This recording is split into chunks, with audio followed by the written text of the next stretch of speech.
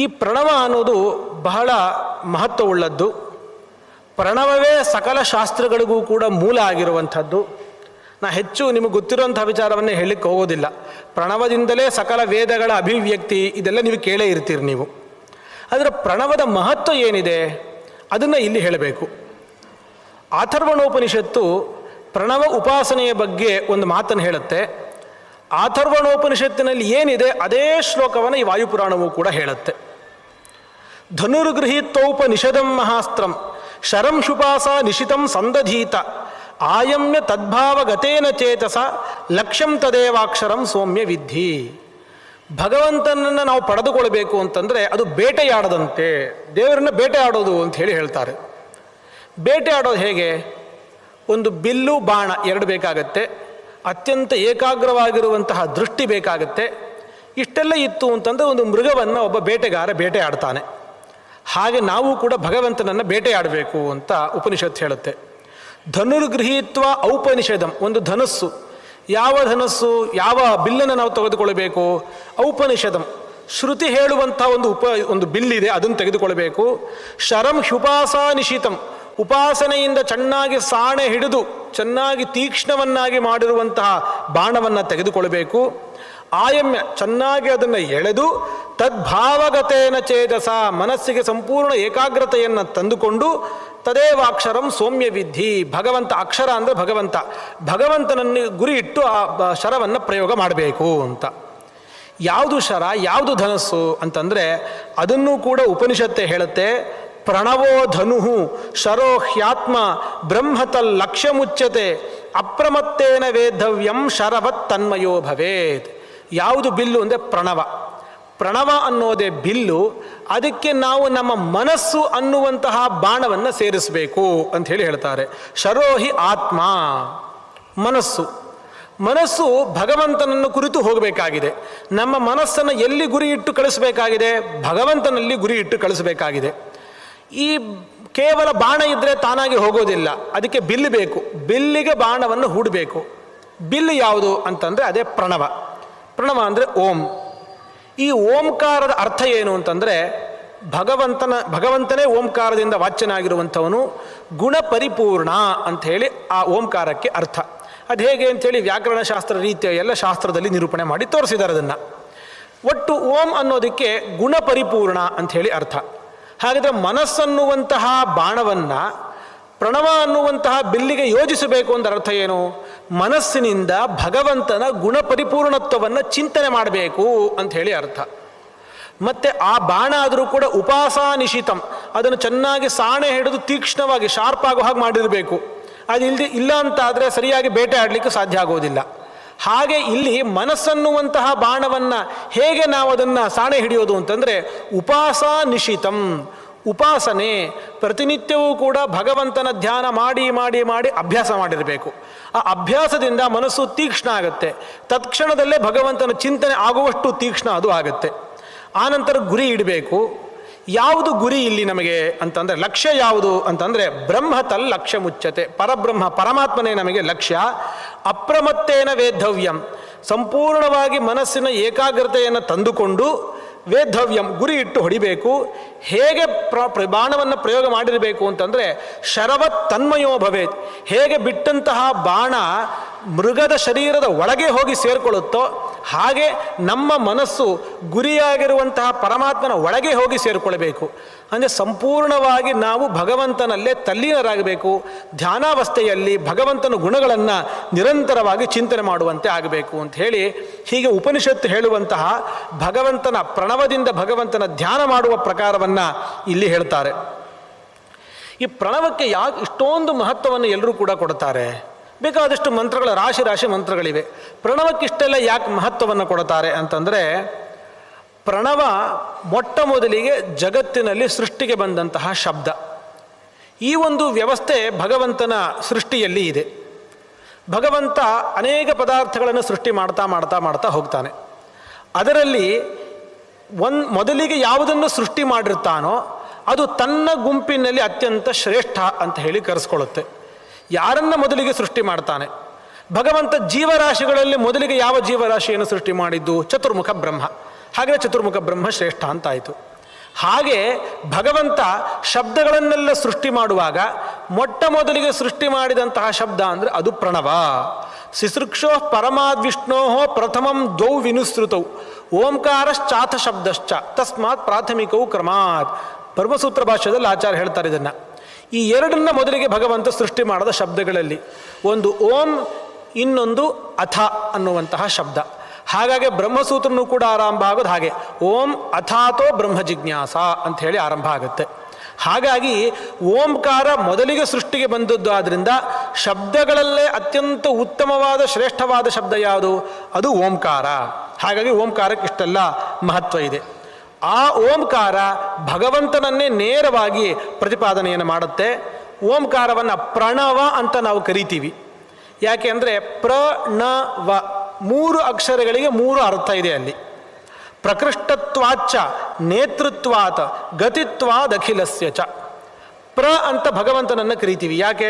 ಪ್ರಕೃಷ್ಟತ್ವಾತ್ ಸರ್ವ ಉತ್ತಮ, ಎಲ್ಲರಿಗಿಂತಲೂ ಶ್ರೇಷ್ಠನಾಗಿರುವಂಥವನು, ಅವನಿಗಿಂತ ಉತ್ತಮರು ಯಾರೂ ಇರೋದಿಲ್ಲ ಅನ್ನೋ ಅರ್ಥದಲ್ಲಿ. ಇನ್ನು ನ ಅಂತ ಇದೆ. ನ ಅಂದರೆ ನೇತೃತ್ವಾತ್. ನೇತೃತ್ವಾತ್ ಅಂದರೆ ಎಲ್ಲರಿಗೂ ನಿಯಾಮಕನಾಗಿರುತ್ತಾನೆ. ಪ್ರತಿಯೊಬ್ಬ ಜೀವರಾಶಿಗಳ ಒಳಗೆ ಇದ್ದು ಅವರೆಲ್ಲ ಸಕ್ರಿಯರಾಗುವಂತೆ ಕೆಲಸ ಮಾಡುವಂತೆ ಭಗವಂತ ಇರ್ತಾನೆ. ಹಾಗಾಗಿ ಅವನನ್ನು ನ ಅಂತ ಕರೆಯೋದು. ಕೊನೆಗಿರೋದು ಯಾವುದು? ವ. ವ ಅಂತಂದರೆ ಅವರಿಗೆ ಕೊನೆಗೆ ಗತಿಯನ್ನು, ಅವರ ಮಾಡಿದ ಸಾಧನೆಗೆ ಫಲವನ್ನು, ಸದ್ಗತಿಯನ್ನು ಭಗವಂತನೇ ಕೊಡ್ತಾನೆ. ಗತಿತ್ವಾದ ಅಖಿಲಸ್ಯ ಚ. ಹಾಗಾಗಿ ಭಗವಂತನನ್ನು ಪ್ರಣವ ಅನ್ನುವಂತಹ ಈ 3 ಅಕ್ಷರಗಳಿಂದ ಕರೀತಾರೆ. ಹಾಗಾಗಿ ಪ್ರಣವ ಅಂತನ್ನೋದು ಸಕಲ ವೇದಗಳ ಸಾರವೇ ಆಗಿದೆ.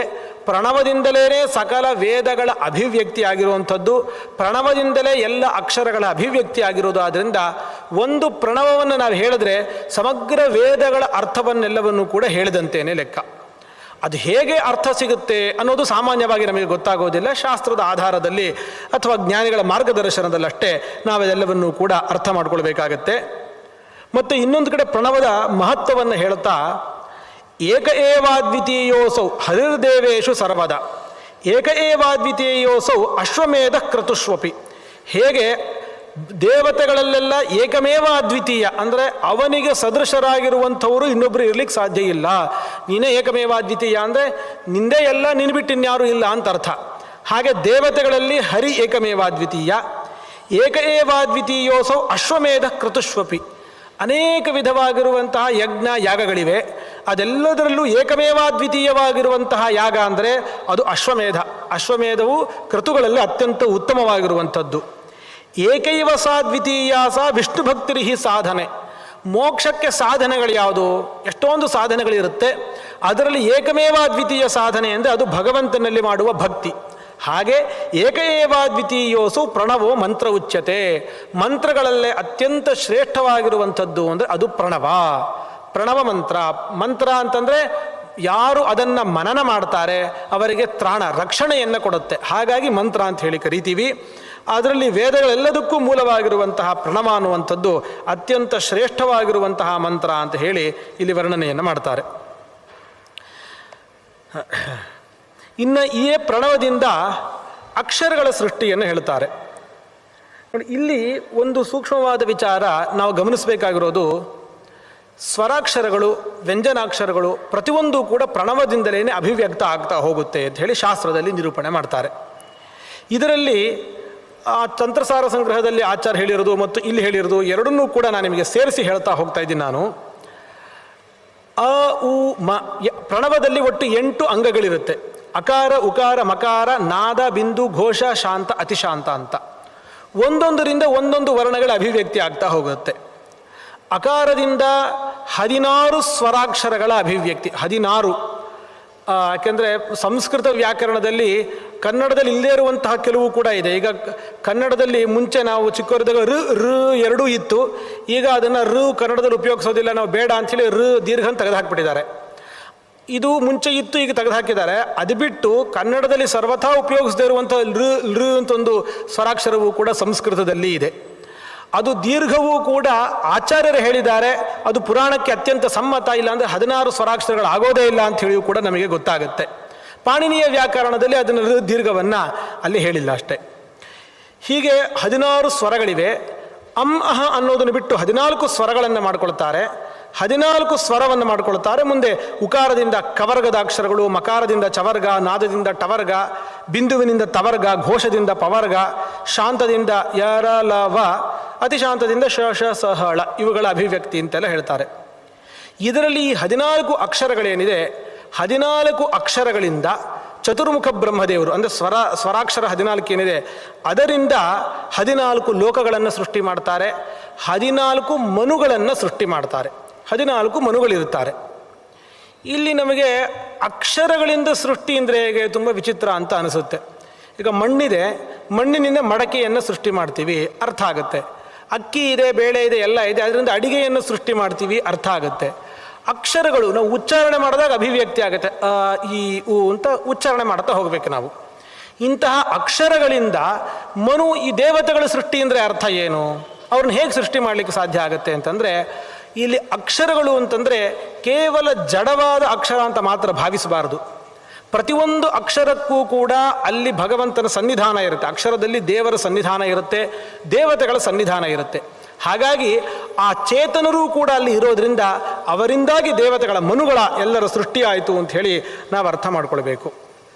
ಹೀಗೆ ಆ ಅಕ್ಷರಗಳಿಂದಾಗಿ 14 ಮನುಗಳ ಸೃಷ್ಟಿಯನ್ನು ಮಾಡ್ತಾರೆ. ಈ 14 ಮನುಗಳ ಸೃಷ್ಟಿಯನ್ನು ಮಾಡಿ ಒಂದೊಂದು ಮನ್ವಂತರಕ್ಕೆ ಒಬ್ಬೊಬ್ಬ ಅಧಿಪತಿಗಳನ್ನಾಗಿ ವ್ಯವಸ್ಥೆಯನ್ನು ಬ್ರಹ್ಮದೇವರು ಮಾಡಿಕೊಡ್ತಾರೆ. ಇನ್ನು ಇದಾದ ಮೇಲೆ ಪುನಃ ಇಲ್ಲಿ ಸೃಷ್ಟಿಯನ್ನು ಹೇಳಲಿಕ್ಕೆ ಶುರು ಮಾಡ್ತಾರೆ. ನಾನು ನೆನ್ನೆನೇ ಹೇಳಿದಂತೆ ಪುರಾಣದಲ್ಲಿ ಹೆಜ್ಜೆ ಹೆಜ್ಜೆಗೆ ಬಿಟ್ಟು ಬಿಟ್ಟು ಸೃಷ್ಟಿಯ ನಿರೂಪಣೆ ಅನ್ನೋದು ಕಾಣುತ್ತೆ ನಮಗೆ. ಮತ್ತು ಅನೇಕ ವಿಧವಾದ ಸೃಷ್ಟಿಗಳ ಮಿಶ್ರಣವೂ ಕೂಡ ಆಗಿಬಿಟ್ಟಿರುತ್ತೆ. ಅದನ್ನು ಬೇರೆ ಬೇರೆ ಮಾಡಿ ನೋಡಿಕೊಳ್ಳುವಂಥದ್ದು ನಮ್ಮದೇ ಜವಾಬ್ದಾರಿ ಇರುತ್ತೆ. ಇಲ್ಲಿ ಭಾಗವತಕ್ಕೂ ಮತ್ತು ಈ ಪುರಾಣಕ್ಕೂ ಒಂದು ಸಣ್ಣ ವ್ಯತ್ಯಾಸ ಬರುವಂತಹ ಒಂದು ಪ್ರಸಂಗ ಇದೆ. ಹಿಂದೆ ನಾವು ನೋಡಿದ್ವಿ, ಬ್ರಹ್ಮದೇವರು ಸೃಷ್ಟಿ ಮಾಡುವಾಗ ಮೊದಲಿಗೆ ಸನಕಾದಿಗಳನ್ನು ಸೃಷ್ಟಿ ಮಾಡ್ತಾರೆ. ಸನಕಾದಿಗಳನ್ನು ಸೃಷ್ಟಿ ಮಾಡಿದಾಗ ಅವರೆಲ್ಲರೂ ಸನ್ಯಾಸಿಗಳಾಗೇ ಸೃಷ್ಟಿಗೆ ಬಂದುಬಿಡ್ತಾರೆ. ಮುಂದೆ ನೀವು ಮಕ್ಕಳನ್ನು ಪಡೆದುಕೊಳ್ಬೇಕು, ಪ್ರಪಂಚ ಎಲ್ಲ ಖಾಲಿ ಇದೆ, ಪ್ರಜೆಗಳು ಬರಬೇಕಿದ್ರಲ್ಲಿ ಅಂತ ಹೇಳಿದಾಗ ಸನ್ಯಾಸಿಗಳು ಅವರು ಸೃಷ್ಟಿಯಲ್ಲಿ ಆಸಕ್ತಿ ತೋರಿಸೋದಿಲ್ಲ. ಆಗ ಬ್ರಹ್ಮದೇವರಿಗೆ ಬಂದಂತಹ ಸಿಟ್ಟಿನಿಂದಾಗಿ ಒಬ್ಬ ವ್ಯಕ್ತಿ ಹುಡ್ತಾನೆ.